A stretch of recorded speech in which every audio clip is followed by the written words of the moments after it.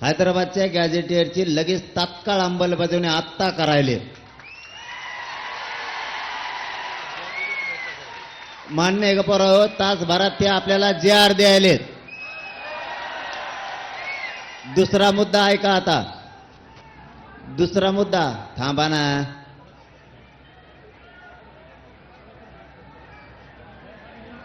आधी ऐका सगळ्या मागण्या. सगळ्या मागण्या ऐका. बावचळ येऊन करू नको. काय म्हणणार तू?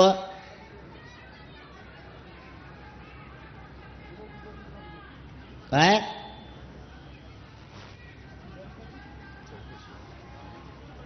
काय चौकशी?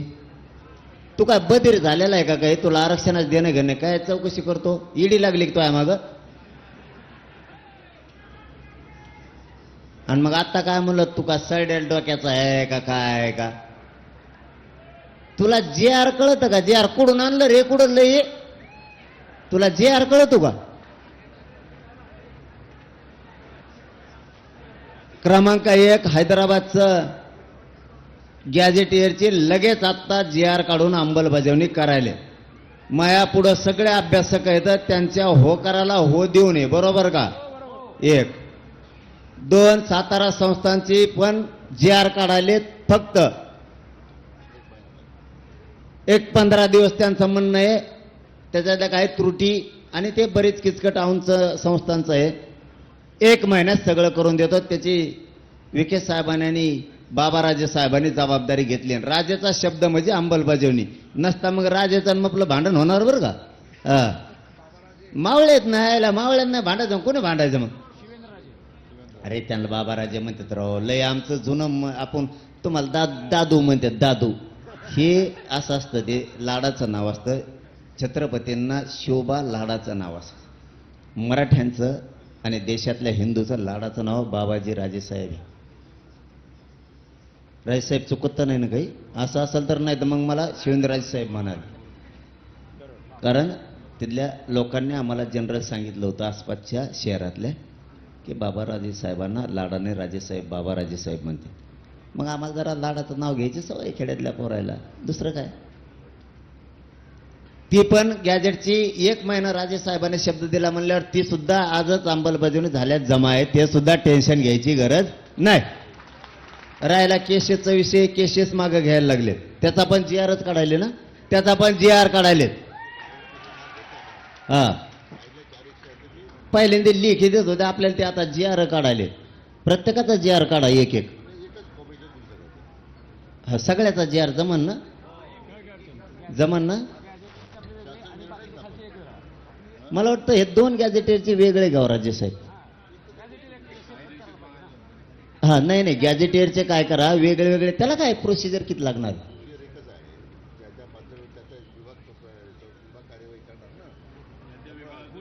खालच्या याचा एक काढा. पण सोपं आहे ना विखे साहेब? जाऊ द्या ना. जाऊ द्या ना राजे विखे साहेब. आपलं सोपं सोपंच घुसू आपण. कशाला अडचणीत? तुम्हाला नको आम्हाला नको. दोन्ही गॅझेटियरचे वेगळा वेगळा JR काढा. 2 ते 2 JR घ्या. सातारा संस्थांचा वेगळा आणि हैदराबाद गॅझेटियरचा वेगळा. आणि बाकीच्या जेवढ्या मागण्या त्याचा एक म्हणजे 3 एकूण JR काढा. ताण नको. तुम्हाला पण नको आम्हाला पण नको. बार बार समाज फसला ना तुमच्याच अंगावर येतो, आमच्या नाही. 58 लाख नोंदीत झालं. पोराव बलिदान गेलेलं कुटुंबाचं आठवड्याच्या भराच्या आत सगळं सोयीला लावतो म्हणून सांगितलंय. काही राहिलंच नाही ना आता. ओके म्हणायचं का पोराव?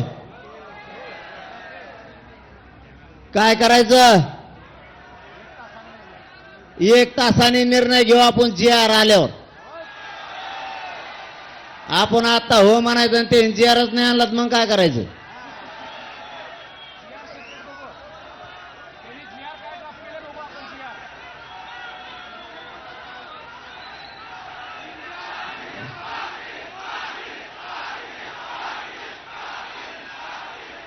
पुन्हा एकदा राज्य मंत्रिमंडळाच्या सगळ्या अध्यक्षासह सगळ्या बांधवांचं मंत्री महोदयांचं इथं बसलेल्या आंदोलकाच्या वतीनं आणि महाराष्ट्रातल्या 6 करोड मराठ्याच्या वतीनं मनापासून आम्ही तुमचं कौतुक करतो.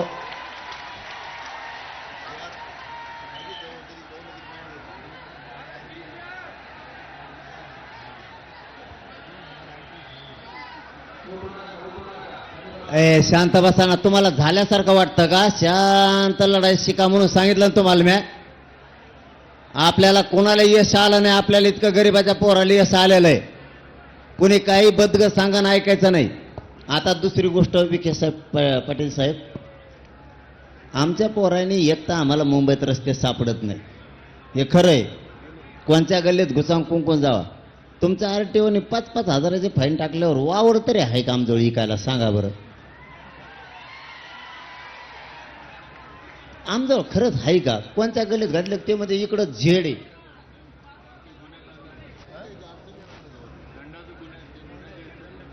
अरे ते लगेच काढा ना, त्याचं काय, ते ताजं.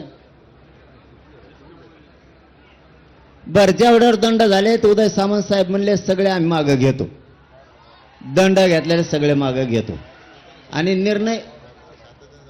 अहो विजय झाला, जे दिल्यावर तुम्ही विजय होणार. आमचा जे दिल्यावर आत्ता नाही. उलट ते शांततेत जाणार नाहीत, तुमच्या टकोरीवर सगळ्याचा गुलाल टाकून जाणार आहे. ते मोकळे जाते का जे म्हणलं?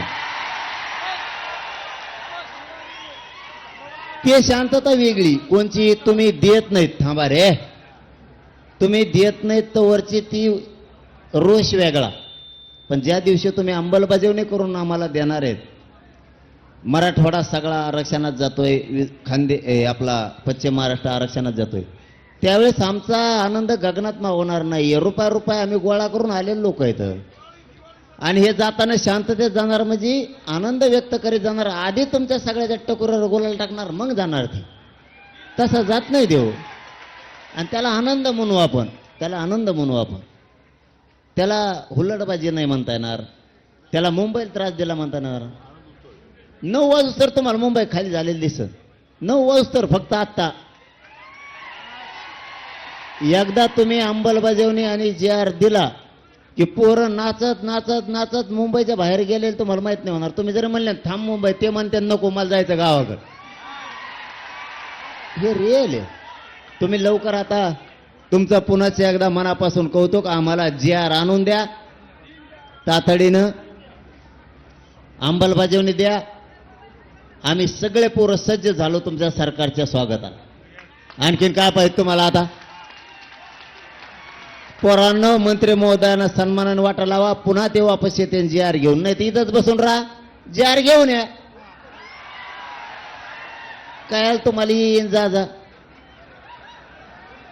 परत डिझेलचा प्रॉब्लेम, आमका प्रॉब्लेम. आपलं डिझेल वाचन तेवढं.